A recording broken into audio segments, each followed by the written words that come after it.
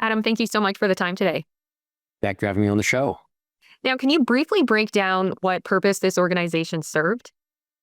Okay, so the International Association of Genocide Scholars is an organization that has operated since the early 90s and produces peer-reviewed research on the history and prevention of genocide, and also organizes a biennial conference. It is the it is the largest and oldest organization of its type in the world. But at the same time, the caveat here is that it is only one of two organizations doing this work. So even though it often promotes itself in this way, it is the biggest, player in a very small niche. Now, let's discuss the headlines. Several outlets called this vote a consensus from the world's leading genocide scholars. How accurate is that characterization based on what we know now? It's completely inaccurate. So the first thing that we need to know here is that the participation in the vote for this resolution, wherein the IAGS said that, Israel's committing genocide, that vote was it only accounted for about 28% of the total membership. And in order for there to be a quorum for a vote on any proposal, you need to have 20%. So they barely met their quorum. So even though 90% of the people who did vote said that Israel is committing genocide, only 20% of the total membership actually participated. Now, the important thing here is that it only costs $30 to get membership into this organization, and there's no requirement for membership. This organization calls itself a scholarly institution, which represents leading global experts on genocide. I could join it today. You could join it today. Anyone watching this segment could join it today as long as they have a credit card. And so when you look at the membership roster, back when it was still publicly available, some pro-Israel commentators online noticed that the membership seemed a little bit skewed. And for example, of the 500 or so members that they could find, 80 of them came from Iraq. And Iraq is not exactly known for producing a large amount of genocide scholarship. So that's quite questionable. And, of the Iraq members, 5 of them were faceless profiles who all seem to come from the same family. So there are lots of red flags here that suggest that this is not a consensus at all, but rather an institution which is claiming to speak for an entire academic field without having the authority to. Now, as you've mentioned, anyone can join the IAGS for as little as $30, no credentials required. How does that impact the credibility of this group's resolution?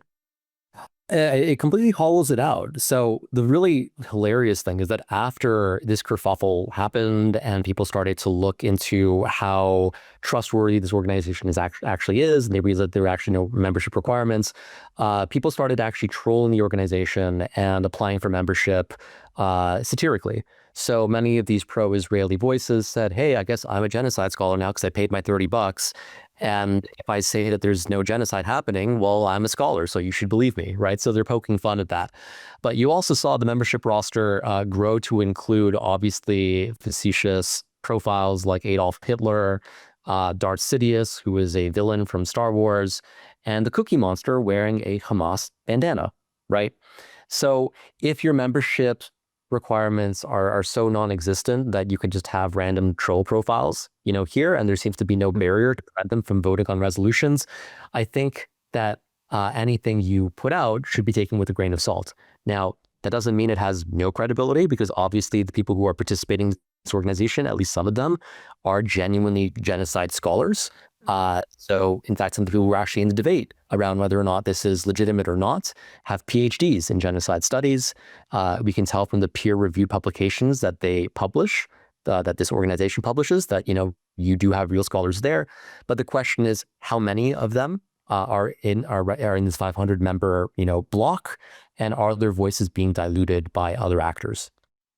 And if there are people that do have the legitimate credentials, as you've mentioned, people with PhDs and people that are actually scholars, why would they open this organization up for as little as $30 and accept people with no credentials?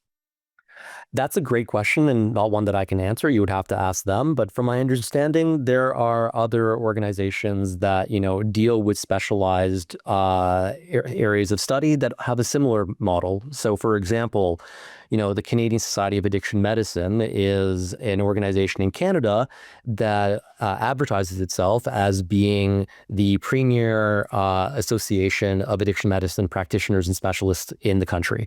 But, you can apply to be a member on a community level where you are just someone who has lived experience with addiction or, just work in addiction in some sort of tangential way in order to connect with professionals. And so the idea, in that organization is to make it more accessible to the public.